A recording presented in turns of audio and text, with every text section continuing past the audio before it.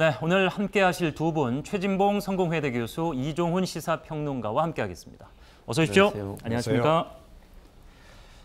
네, 앞서 전해드리면서 시작을 했죠. 오송 지하차도 참사에 대한 책임 추궁을 국민의힘이 강조하고 나섰습니다. 엄중한 문책을 촉구하고 있는데요. 어제 국민의힘 최고위에서 나온 김기현 대표의 발언 먼저 들어보겠습니다. 오송 지하차도 침수 피해의 경우 인재라고 하는 비판이 쏟아지고 있습니다. 이 점에 대한 철저한 감찰과 조사 및 수사가 필요합니다.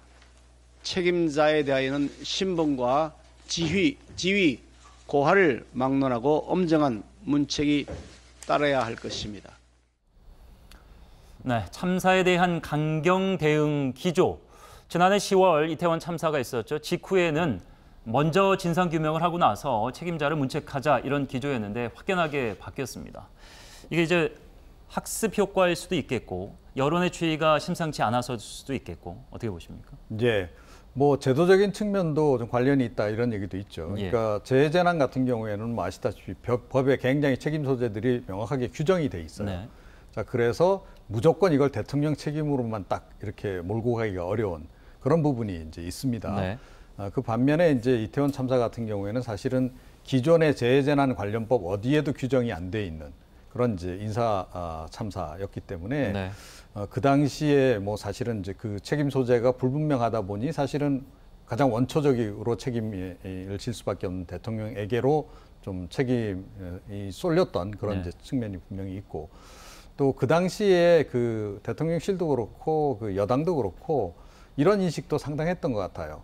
그 사람들 그냥 뭐 그때 그야말로 축제 즐기러 나간 사람들인데 이거를 뭐 이렇게 국가에서 관리해야 될 정도의 중요한 이런 사안으로 봐야 되느냐 그런 좀 약간 안이한 인식도 상당히 깔려 있었어요. 그래서 그때는 처음에 이제 그러다 보니까 뭐 이거는 일단은 이제 뭐 좀 규명부터 좀 하자. 이런 식으로 나갔던 것이고요.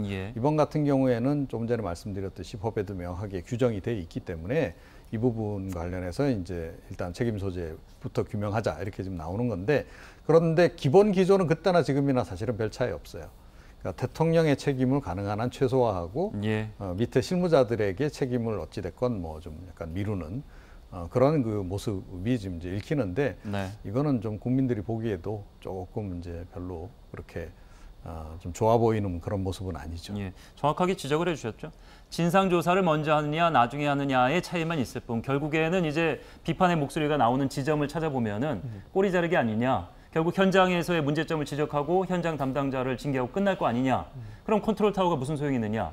더군다나 이번에는 대통령이 우크라이나를 가면서 그 시점을 두고도 뭐 비가 오기 전이다, 뭐 비가 왔다, 뭐 많은 얘기가 있습니다. 어쨌든 대통령이 없는 상황에서 시스템도 제대로 작동하지 않았고 그렇게 보시는 거죠? 네, 맞아요. 그러니까 지금 말씀하신 것처럼 기본적으로 지난번 이태원 참사도 거의 비슷한 양상이에요. 이태원 참사 일어나고 나서요. 정부가 자체적으로 징계를 하거나 처벌을 한 사람들이 대부분 다 밑에서 일하는 현장 근무자였어요. 경찰이든 소방이든. 그렇지 않습니까? 소방서장, 그다음에 경찰서장, 용산경찰서장. 예를 들면 용산구청에서도 구청장이 물론 문제가 되긴 했습니다만 대체적으로 행정부 장관이나 행안부 장관이나 또는 뭐 경찰청장이나 이런 사람들은 전혀 책임을 묻지 않았어요. 기본적으로. 그러면 사실은 이런 정치로 그리고 대통령도 그 당시에 논란이 됐을 때 경찰청장을 엄청나게 질책을 했었잖아요. 공식적인 석상에서. 이번에도 저는 마찬가지라고 생각하거든요.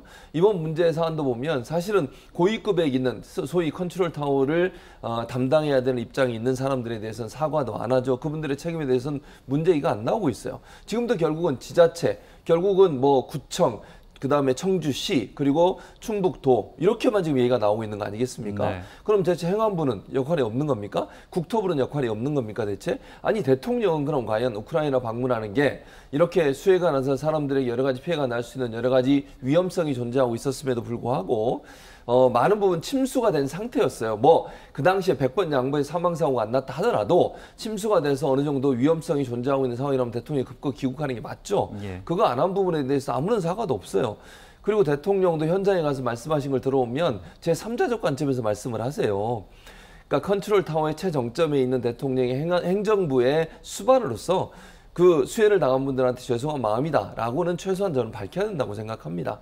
그런 부분도 전혀 없는 상태에서 모든 책임을 밑에 다 있는 사람들한테 전가하는 듯한 태도로 보이는 것은 국민들이 볼 때는 그러면 대체 위에서 컨트롤 타워 역할을 해야 되는 고위급 공직자들에게는 대체 어떤 책임을 물을 수 있을까라고 하는 의문이 들 수 있는 부분이 있지 않나 하는 생각이 듭니다.